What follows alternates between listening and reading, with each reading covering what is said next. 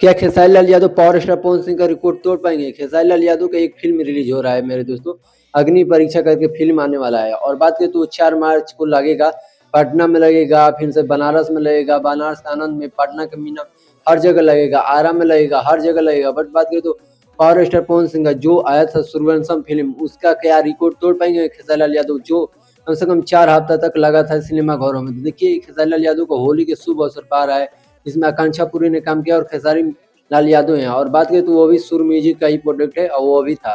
तो बात करें देखिए अब क्या होगा, आप लोग कमेंट बॉक्स में बताइए क्या रिकॉर्ड तोड़ेगा या नहीं तोड़ेगा। और बात करें दूसरी बिग अपडेट के बारे में, खेसारी लाल यादव के एक सॉन्ग आने वाला है, बहुत ही धांसू सॉन्ग आने वाला है कांचापुरी के साथ। वो भी सॉन्ग का आप लोग पोस्टर देख सकते हो। और बात करें तो वो सॉन्ग इतना मस्त आने वाला है ना भाई, वेस्ट भोजपुरी से आने वाला है। तो वेस्ट भोजपुरी को आप लोग सब्सक्राइब करके रखिए।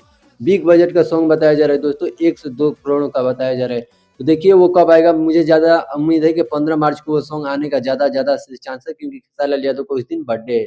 ऐसी वीडियो के लिए मेरे चैनल को सब्सक्राइब कर लीजिएगा।